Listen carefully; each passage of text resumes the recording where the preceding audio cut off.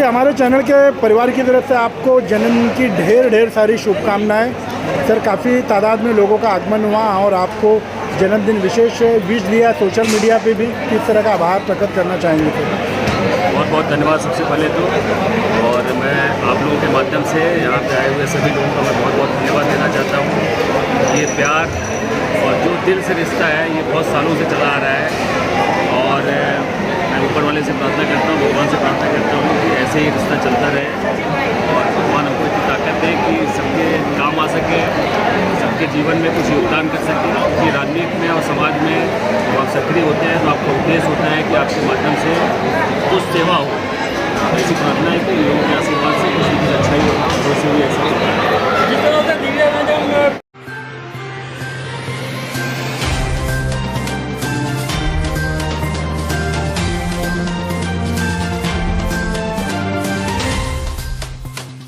नमस्कार, मैं पूजा पांडे। आप देख रहे हैं मेट्रो दिनांक टीवी न्यूज। आइए देखते हैं आज की खास खबर।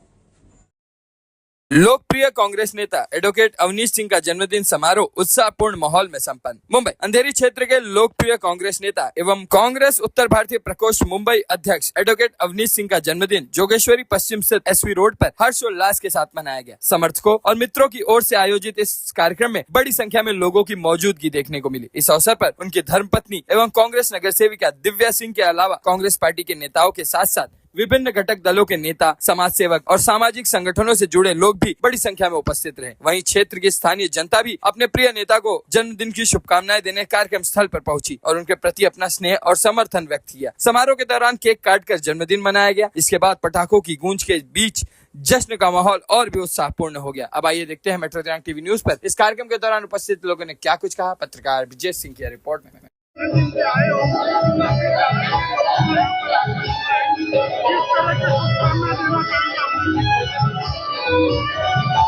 अवनीश सिंह जी को जन्मदिन की बहुत बहुत मुबारकबाद। और यहाँ इतनी जनता देख के लग रहा है कि लोग उनको बहुत चाहते हैं और ऐसे ही उनको प्यार करते रहे और आगे भी वो जनता आप देख रहे हैं सबका प्यार, और हम लोग भी उनके प्यार में शामिल होने आए हैं।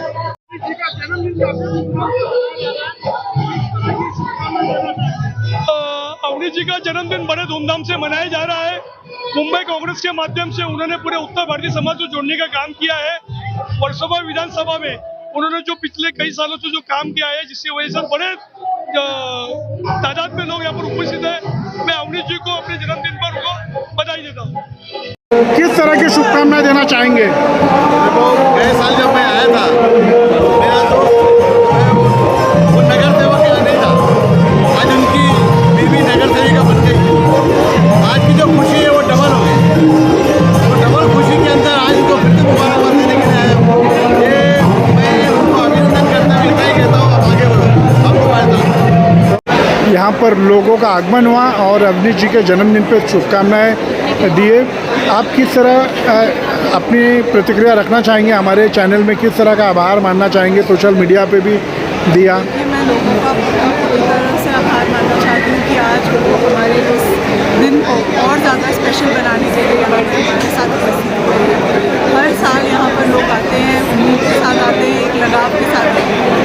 हर साल हम इस चीज़ को बढ़ाते जा रहे हैं, अलग स्तर पर कर रहे हैं। हमें खुशी होती है, अच्छा लगता है जब लोग हमें जी के जन्मदिन पे आए हैं। शुभकामनाएं किस तरह का देना चाहेंगे अवनीश जी को? अवनीश को मैं बहुत सारी शुभकामनाएं उसके जन्मदिन के अवसर पर देना चाहूँगा। एक बड़े भाई की हैसियत से अवनीश को शुभकामनाएं देने के लिए आया हूँ। और मैंने कहा है कि अवनीश के पक्ष से परे होकर भी अवनीश की कई सारे मित्र हैं उसको उसके इस आज के जन्मदिन के अवसर पर उसके भविष्य के लिए शुभकामनाएं मेरी हमेशा उसके साथ रहेगी। और एक अच्छा कार्यकर्ता, एक अच्छा मुंबईकर करके अवनीश ने अपनी पहचान बनाई है, इसका मुझे बहुत गर्व है। किस तरह की शुभकामनाएं देना चाहेंगे? I would like to thank you, Dainik and Justice 24. Thank you so much. On this occasion, I would like to say our leader, Avnish Singh ji, may this special day brings you endless happiness and unforgettable memories. Once again, I wish you many, many happy returns of the day. Happy birthday. Awanish जी के जन्मदिन पे काफ़ी भीड़ लगी है और लोगों का आगमन हुआ है। किस तरह की शुभकामनाएं देना चाहेंगे आप? प्रिय मित्र अवनीश सिंह को जन्मदिन की असंख्य शुभकामनाएं और ऐसे ही अवनीश सिंह का महिमा लगा रहे। और मैं आपके मेट्रो चैनल के माध्यम से बोलना चाहता हूँ कि अभी अवनीश की पत्नी जी नगर सेवक बनी है और अवनीश भाई भविष्य में भावी विधायक बने, कैबिनेट मंत्री बने, ये हमारी और हमारे पूरे समाज की ओर से शुभकामनाएं। धन्यवाद। बहुत बहुत धन्यवाद हमारे चैनल में बने रहने के लिए। सर, आप किस तरह की प्रतिक्रिया देना चाहेंगे हमारे चैनल के माध्यम से? मैं अवनीश भैया को जन्मदिन की बहुत बहुत बधाई देता हूँ। जैसे अभी उनकी धर्मपत्नी नगर सेवक बनी है, उसी तरह मैं आगे उनके लिए शुभकामनाएं देता हूँ कि वो यहाँ से विधायक बने। ये हमारी उनके साथ बहुत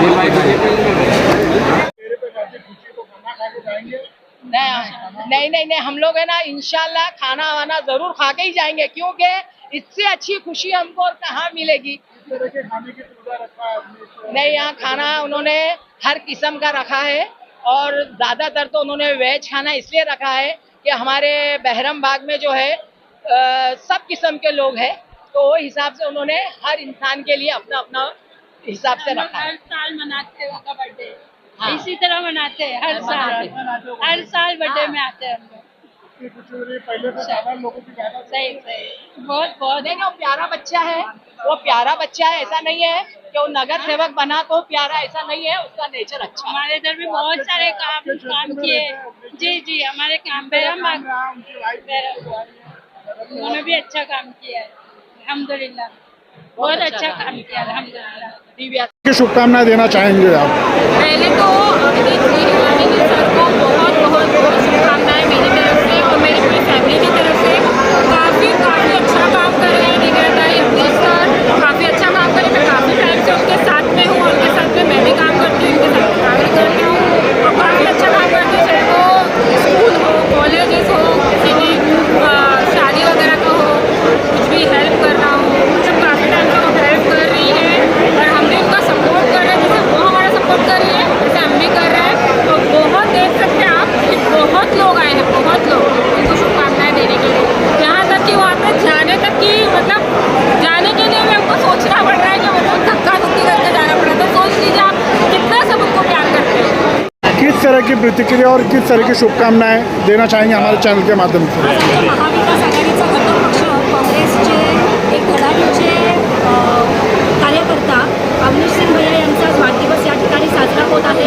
सर्व पक्षीय नेते मंडळी, पदाधिकारी असतील, कार्यकर्ते असतील, आज मोठ्या प्रमाणात इथे त्यांना शुभेच्छा द्यायला आलेल्या आहेत।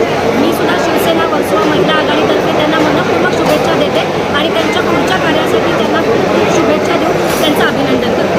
इन पे किस तरह की शुभकामनाएं देना चाहेंगे आज उनके बर्थडे पे?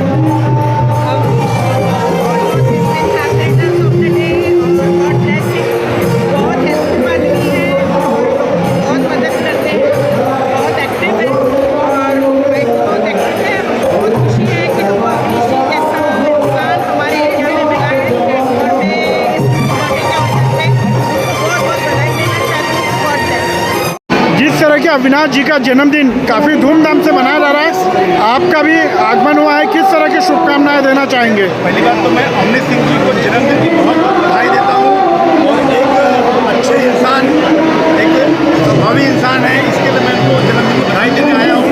पार्टी से हट करके एक अच्छे इंसान को एक बधाई देने आया हूँ मैं। बहुत अच्छा लगा उनका प्रोग्राम सिस्टम उनका और उनका उनका बर्थडे, अल्लाह का शुक्र है। और लोग चाहने वाले थे वो कितने उनके, उसी से समझ में आ जाता है कि उसको किस तरीके का गिफ्ट दिया है लोगों ने, उनका काम, उनकी नीयत, उनका सक्सेस।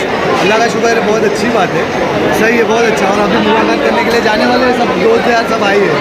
आप क्या कहना चाहेंगे जन्मदिन के अवसर पर? जन्मदिन की ढेर सारी शुभकामनाएं और भगवान से, ईश्वर से प्रार्थना करते हैं कि वो ढेर सारी कामयाबी और उनको सारी तरक्की की सीढ़ियाँ मिलती रहे। आप किस तरह की शुभकामनाएं देना चाहेंगे? Happy birthday, happy birthday, happy birthday to you, happy birthday to you.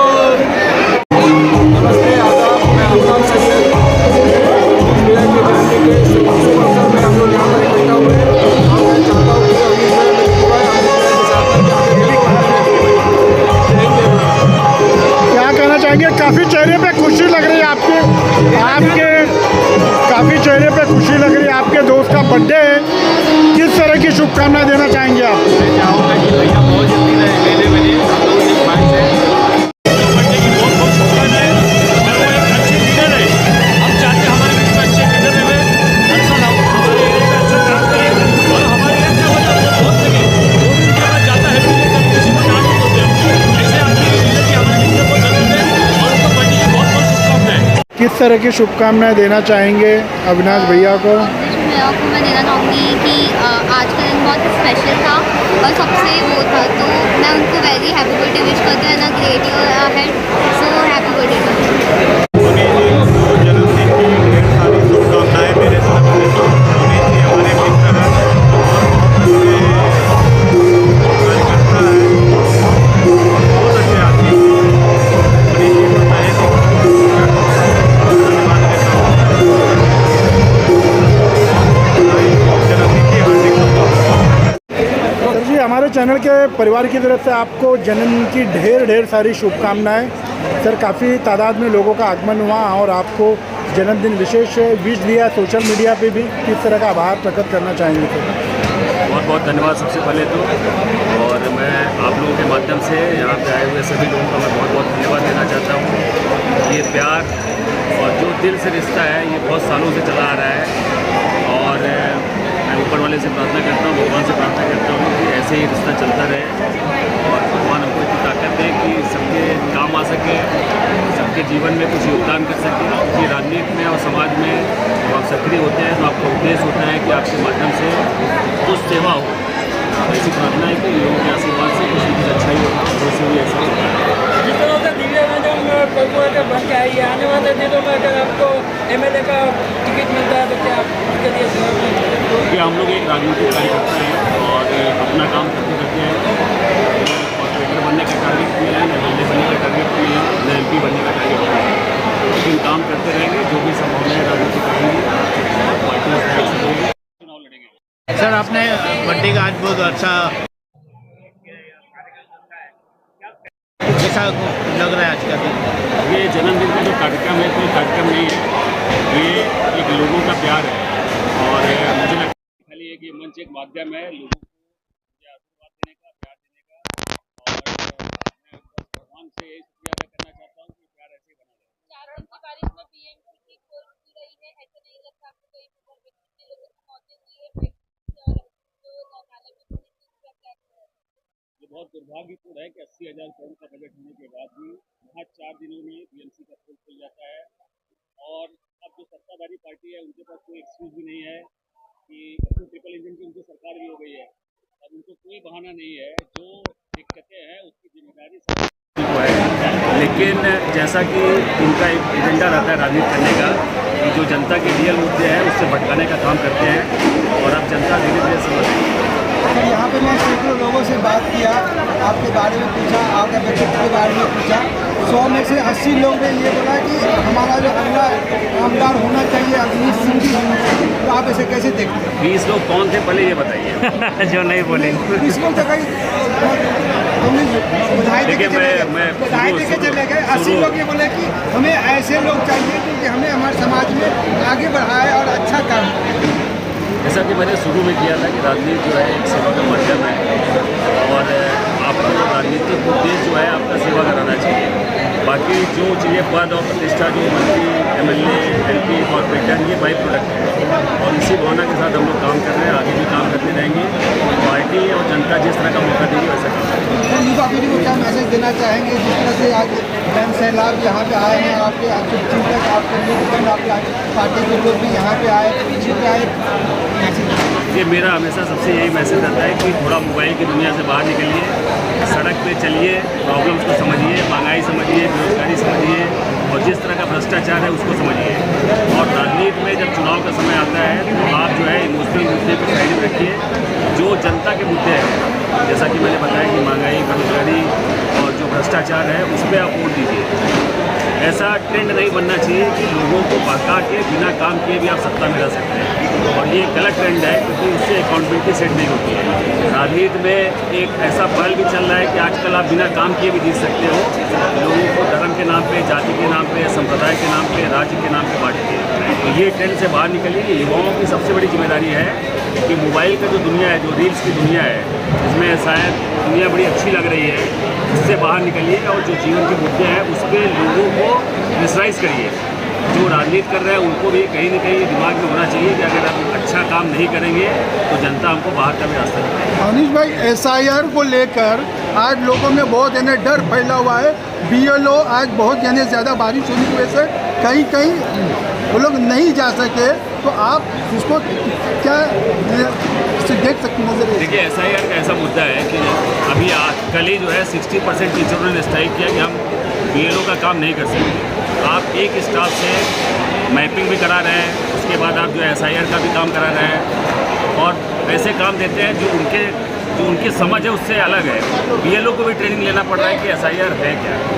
तो अगर आपको SIR कराना है तो डेडिकेटेड स्टाफ बनाना पड़ेगा और जनता में जो भय का माहौल है कि SIR होने से ये होगा वो होगा, उससे दूर करने का काम सरकार का है। लेकिन दुर्भाग्य से सरकार का ही एजेंडा SIR है और आप अलग अलग स्टेटों में देख सकते हैं जिस तरह से बंगाल में हुआ, जिस तरीके से और भी स्टेट में हुआ। इलेक्शन की मतलब समय जो है 32 लाख लोगों का बंगाल में वोटिंग अधिकार कटा।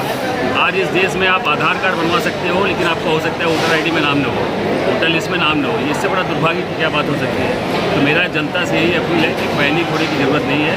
SIR एक प्रक्रिया है, उसमें शामिल होइए, अपने डॉक्यूमेंट जमा करिए और उसमें कोई दिक्कत आती है तो पार्टी के जो BLA2 है और जो BLO है उनसे संपर्क करिए और समाधान निकालिए।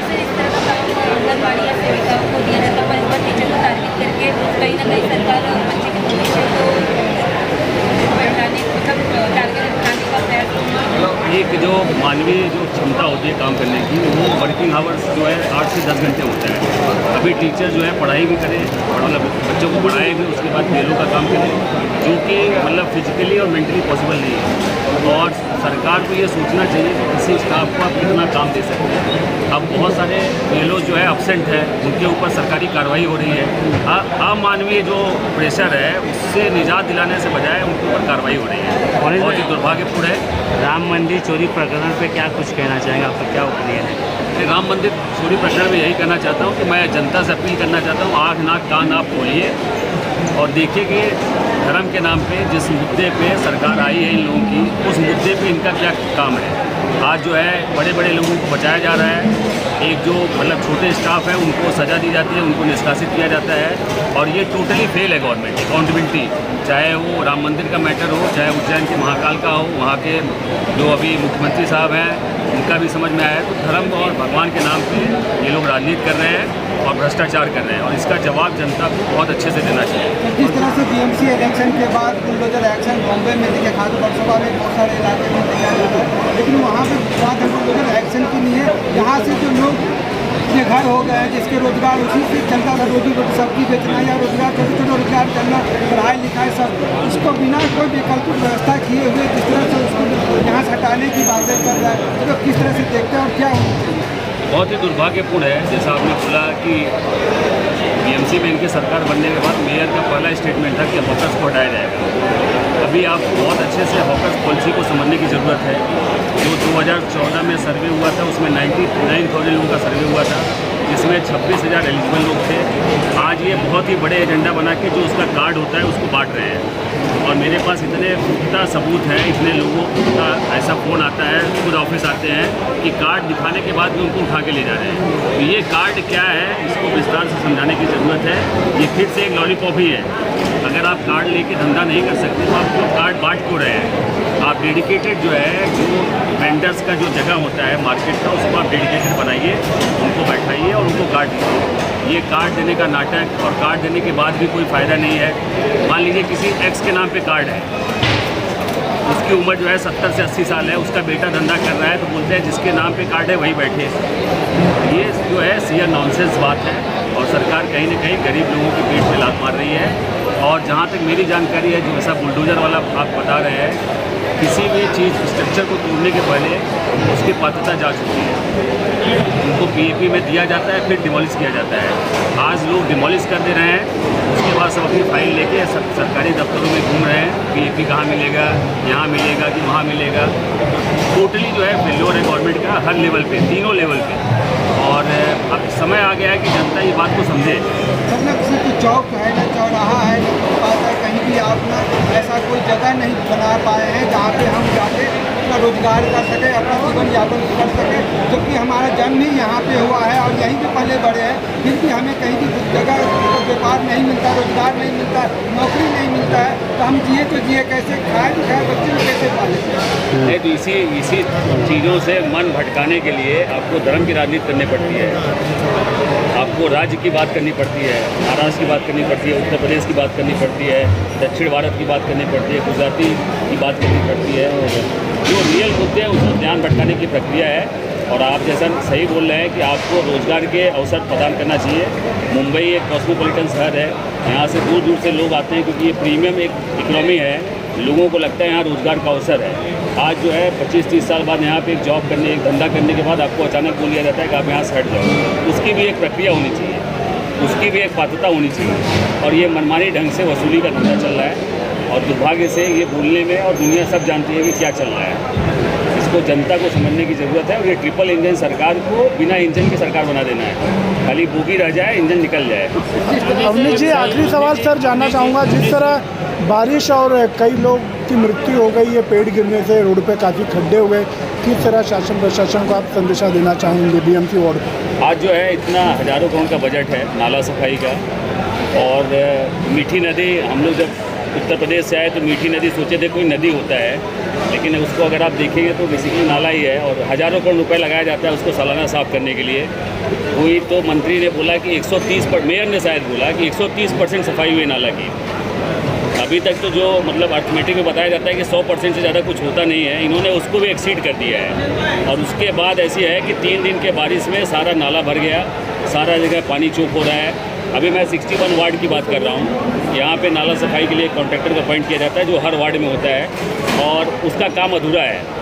आप उसको फॉलोअप करते रहिए, वो अपना काम करता नहीं है। जब बारिश चालू होता है तो चुपचाप हो जाता है, पानी की ओवरफ्लो हो जाता है। तो ऐसी घटनाएं हो रही हैं और इसकी अकाउंटेबिलिटी सेट नहीं हो रही है। लेकिन डेमोक्रेसी में जो है अकाउंटेबिलिटी जनता तय करती है, और जब जनता डिसाइड करेगी तो सबसे अच्छा डिसाइड करेगी। और मुझे उम्मीद है आने वाले चुनाव में इसका मुंहतोड़ जवाब दिया जाएगा। अवनीश जी, पिछले साल आपके जन्मदिन पर आपने शक्ति प्रदर्शन किया था, जिसको देखते हुए आपकी वाइफ को जो नगर सेविका जीत हासिल हुई, क्या कहना चाहेंगे आप?